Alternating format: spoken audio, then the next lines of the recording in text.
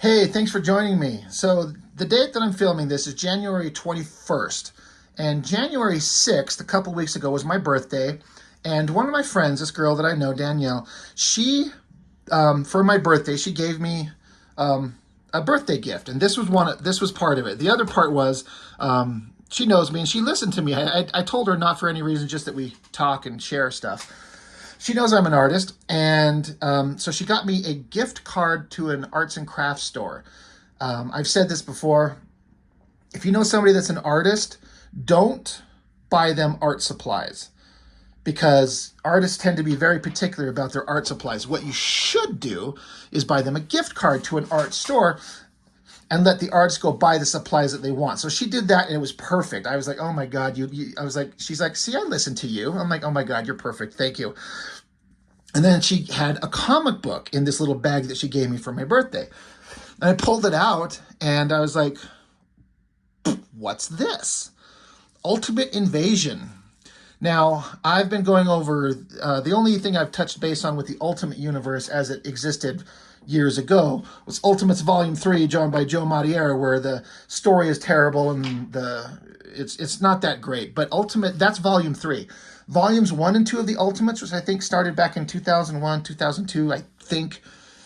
Some of my favorite books, the Ultimates. I mean, there's Ultimate X-Men that was kind of not great. Ultimate Spider-Man was great. There was Ultimate Fantastic Four, which was kind of good. I seem to remember kind of enjoying it. But the Ultimates, which are like the ultimate version of the Avengers, kind of distilled down to their basic, most, like, eliminating all the story continuity that you may have missed for decades and reintroducing the characters in a separate universe, not the Marvel universe, but it's the Ultimate Universe, and just kind of starting the characters over from a fresh perspective.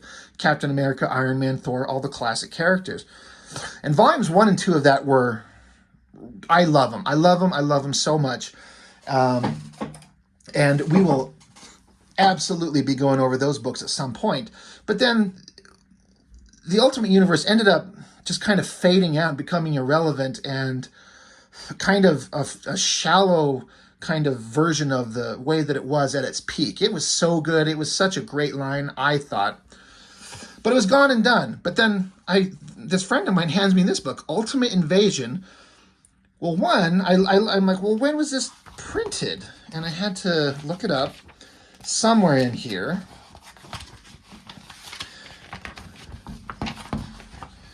And if I could remember where, I know it's here. Sorry, November of 2023. So this is an extremely recent book. And I'm like, how did I not know there was an Ultimate book going on?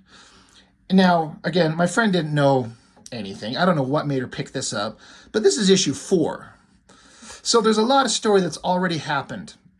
The thing that's the greatest thing that made this book really worth it is I told her, I said, I didn't even know this thing was going on. And I said this in a recent video where I was like, my finger's not on the pulse of modern comics because there just doesn't seem to be anything going on that I give a shit about. And somehow I missed this. Now, I don't know if I would have known it was coming out. Would I have cared?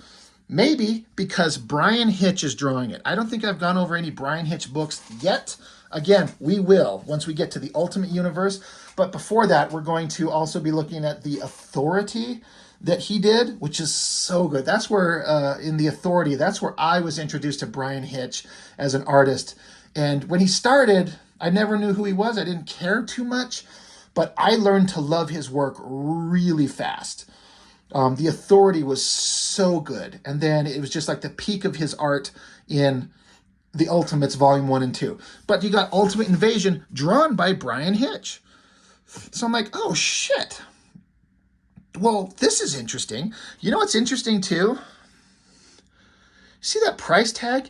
$8.99. Like, you're approaching $10 for this book. Now, granted, it's big. Like, there are a lot of pages in this book. So it's bigger than your standard comic.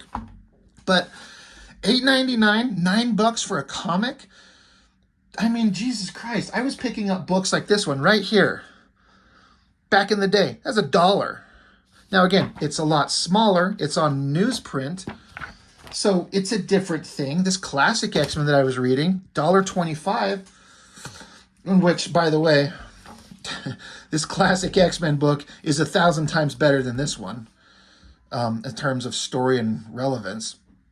But you get this giant book with all this flashy artwork, tons of pages, and I'd reread this 1,000,000 times before I bothered reading any of this shit. Because again, this is book 4, so this is 4 issues at $8.99, I'm guessing, or is this like the final issue and it's the big, super big ending to it, so it's a bigger issue? I don't know. So I don't know what's going on in the story because it's book 4, and I'm going to be honest, I'm not going to even attempt to read it. I don't care. Because I'm not interested in trying to tell you the story that's on issue 4 of I don't know what the fuck. The only thing I'm interested in is Bryan Hitch's amazing artwork. His level of detail that he puts into stuff. Very realistic looking hands. The level of like intricate detail he gets into. And another thing that I noticed from Bryan Hitch and looking at his artwork back in the days, and this is a perfect example of it, and a thing that I intentionally started incorporating into my own work, is where he does an extreme close-up of a character's face, like you're in his face, you know, right up close, and it's a very intense moment that draws you in, like a very close-up. And some people try to do it. I mean, I know I tend to, like in all my reviews, or not all of them, but often, I'll invoke Mr. Liefeld, and he'll do big close-up of faces, but his close-up of characters look like mutated monsters suffering from what that other YouTube reviewer would call Youngblood's disease, where they're just these mutated weird-ass creatures. But Bryan Hitch, like this close-up, like Dr. Doom, great technological design, great sharp kind of inking going on, great shot here. Now, after reading this, I seem to remember, if I remember the story correctly, in the Ultimate Universe, the ultimate version of Reed Richards ended up becoming a version of Doctor Doom. Like there was a Doctor Doom, but Reed Richards ended up becoming, like put the mask on and kind of took over that role. I think that's who this is supposed to be. I don't know, because I ain't reading it. But this mask design with the pointy chin, that was something that was in that Ultimate Universe. So I might go and look up the story later. Maybe I'll be convinced to pick up a collection of these books later. But again, I'm not going to read issue 4 of this thing and try to make heads or tail of it. But holy shit, look at this bottom panel. This tilted angle, doing this circular design in perspective. Now, I don't know if at this point Bryan Hitch is using any kind of digital assistance to get the perspective on this. Maybe. But I know back when he did the Ultimates, I don't know that there was any kind of computer programs that would help him do the vast, endless, distant city shots that he would do. He would put so much detail into those city shots. And I think he probably was tracing from photos, but it still looked amazing. I don't know if this is assisted with digital. I believe he can do it on his own. I follow him on Instagram, and he still draws on paper with pencil. Like, he still does that, and it looks amazing. So I remember flipping this open, like, I'm not going to read the story. I don't know what's going on. I don't know what the buildup is, but I'm just going to just be lost in Bryan Hitch's incredible artwork. And then starting with this great close-up of the face, and then this background shot, God, that looks good. It's so dramatic. It's like a big budget movie, big widescreen movie. So great. I can't even begin to explain how good that is. And then his storytelling, great anatomy, great hands. And then, I don't know, this is some kind of story element that's going on with these like page breaks. And now there are 2 Immortus engines. I know there's some kind of significance to these. I don't know what it is. And Bryan Hitch tends to do a lot of long, wide panels. When Ultimates was going on, they talk about widescreen comics, where it reads kind of like a movie. So he doesn't do panels that are long, skinny ones up and down like you see McFarlane or Larson do. And I'm not saying that as a negative. It's just an approach that he does. This just feels very much like the same kind of artwork I'd see back on Ultimates, and it's good. I'm just less emotionally invested because I don't know who any of these characters are or what's going on. I love this great close-up of the shot. The mask looks very three-dimensional over his face. Great technological backgrounds. It looks like very time-intensive to draw. Another great shot. Another chapter break. I don't know what that is all about, but here is the title. Now that's a big kind of, you got to make a choice to like, we're going to have 2 pages, a 2-page interior spread to be the credits page and to say Ultimate Invasion. Jonathan Hickman, writer. I don't have anything negative to say about Jonathan Hickman in as much as if I've ever read anything of his, I don't remember that it was him, but I don't remember like hating it or hear anything negative about him. Everyone seems to like him and seems to like his stories, I guess. I don't know. Never hear anything negative about him, but nothing that he's written that I'm aware of has ever stood out to me and gone like, man, I want to read his stuff. Penciler, Bryan Hitch. Inker, Andrew Curie. Alex Sinclair on colors. He's always a great colorist. So great visuals. This is like a version of the Ultimate Iron Man armor. It's kind of, you know, it was a bigger, bulkier thing. There was never any of that like slimmer kind of design that you would see in the regular Iron Man books. And I kind of like it. They kept the Iron Man armor this bulky thing. And I like that. It makes it a very distinctive look. Great art, great technological backgrounds. And I was learning from, again, Bryan Hitch, looking at his artwork, how he'll tilt these things. And it gives it a weight of drama and sense of impending doom or importance rather than just a straight-on, flat, boring thing. I've talked about how modern art's just not interesting. I don't know where these artists are that have the visual style and flair like the old 90s image guys, for example. For all their good and bad that they have, holy shit, was the audience invested in their artwork because it was such a variety of wild different things going on. So Bryan Hitch has been drawing comics for a long time, and I don't think he's lost a step. I just kind of can't care about the Marvel Universe or this Ultimate Invasion. I don't know what's going on.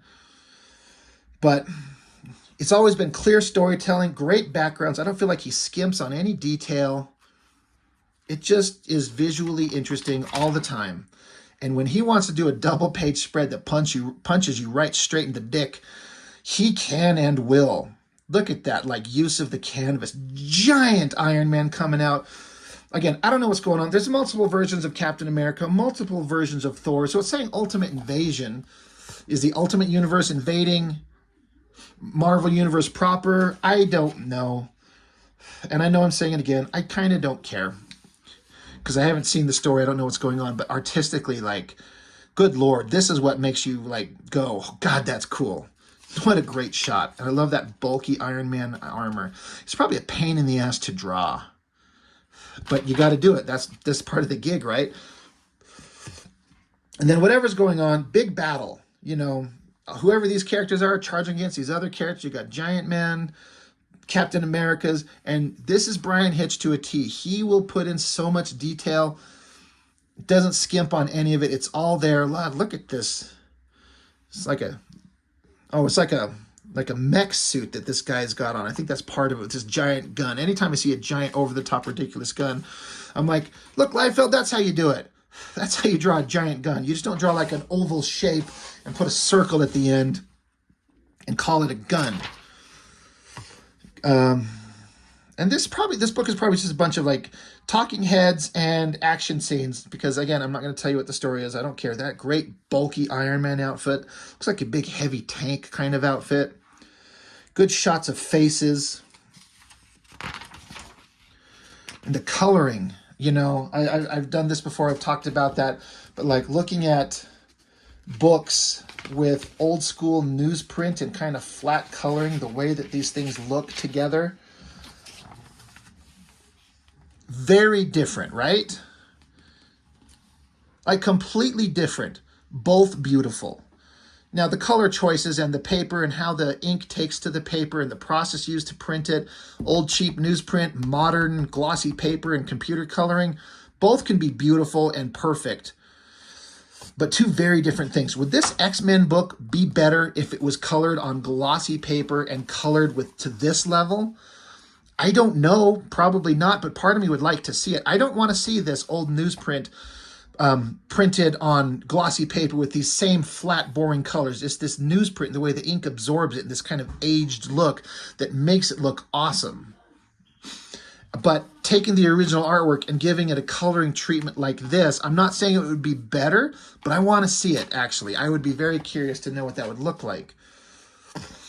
Some version, I guess, of Mr. Fantastic. He's stretching around, some kind of energy blast coming from his head, yelling me, "Bring me Kang." I gotta be honest, I've read very few comics with Kang the Conqueror in it, but after the absolute clusterfuck failure of the Marvel Cinematic Universe with Kang and how boring and stupid it is, I kind of have a sour taste in my mouth for Kang, of Kang for all time. Probably. I mean, I don't care. There he is. Like, that's kind of like the Kang mask, right? But he's in an Iron Man suit. I don't know what's going on.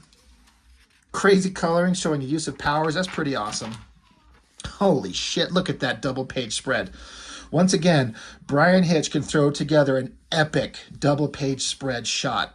He's kind of got, his art kind of has like an old school artist feel. I've heard a lot of people refer to him as looking like his artwork back in the day, especially, looked very much like Alan Davis. And I'm not a fan of Alan Davis's work. I mean, I understand Alan Davis is a very accomplished artist, very popular, but I don't like what he does.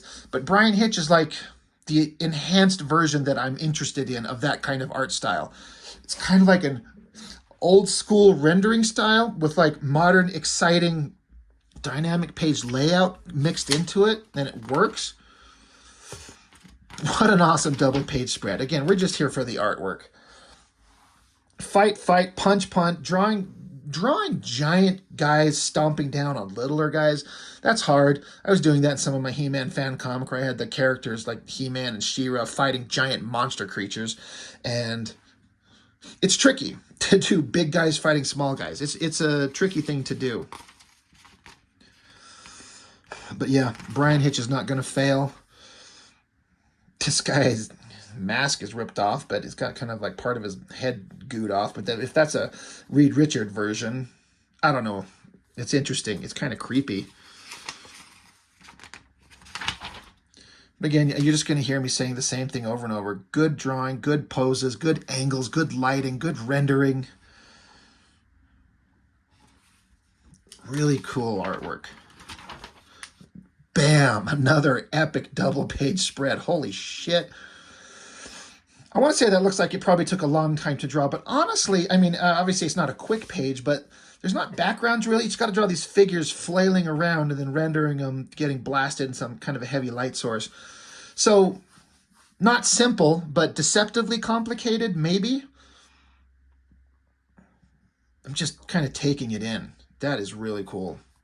Bryan Hitch can utilize, and again, another thing is you don't see double page spreads like this with this kind of epic coloring and the artwork like full bleed going right off the page. In these old books, I don't think that they even considered that. Everything was very tightly kept within the borders, you know, never kind of going off the page. And again, not saying that as a negative, it's just a different approach. But this just opens it up. Boom. Great use of coloring too. Give it a bright, energetic feel.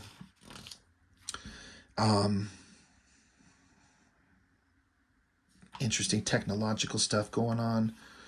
Again, look at this debris everywhere. Debris is a hard thing to do right, but I'm learning. I'm trying on my own stuff, or my own artwork, and I feel like I'm getting there. I'm approaching getting it to kind of look what I want. But again, look at the coloring. Again, this makes you feel like you're in a very specific place in a very specific room, in a different kind of environment than this one. Now, of course, that makes sense. Like this, after a battle, there's a haze throughout everything. Color is faded away. Great use of coloring there.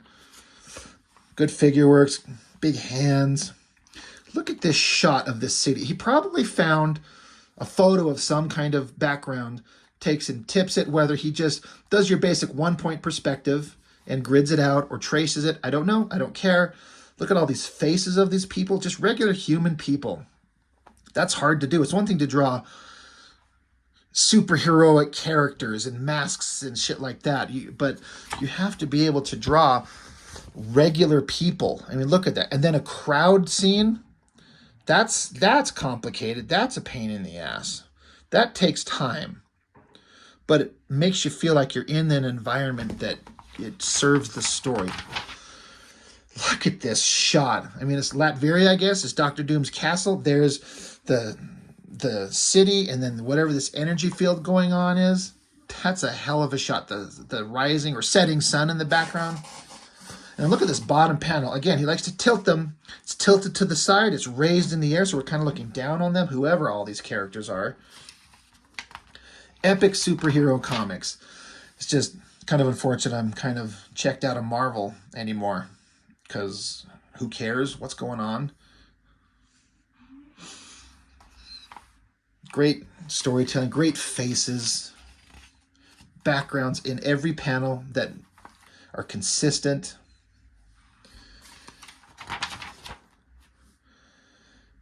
Another tilted angle down shot. It's so hard to do. I like that close-up of the face there. Eyes, nose, mouth rendered very well.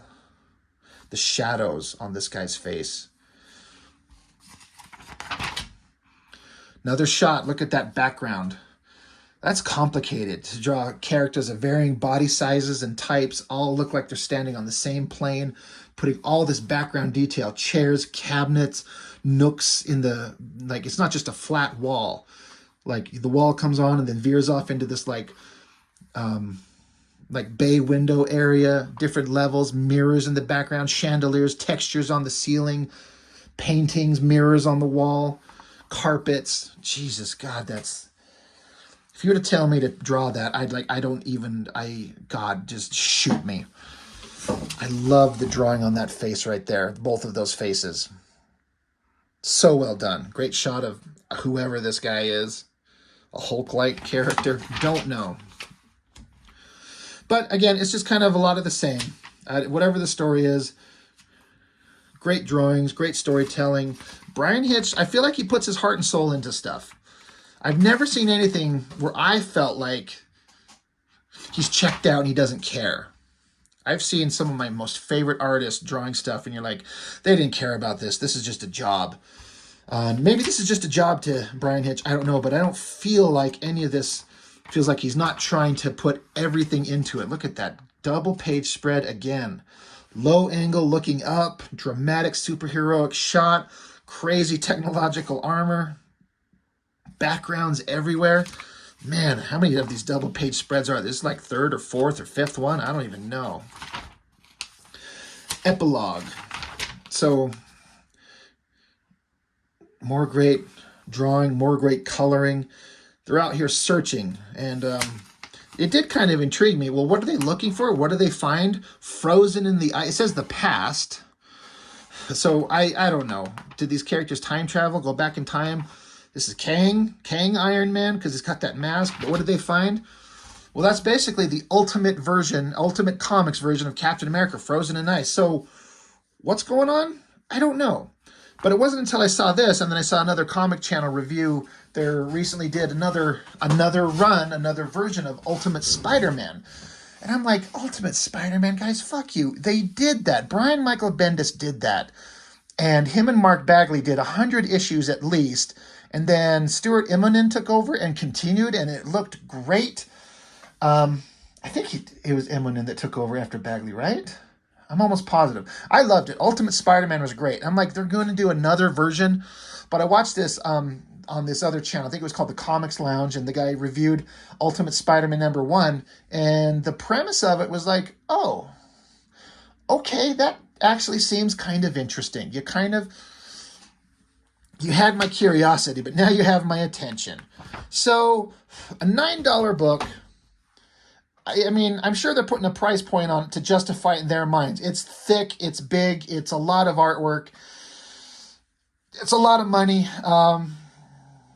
Bryan Hitch really knows how to draw, and we're going to get into a lot of his artwork at some point in the channel. I just have to get to it in turn.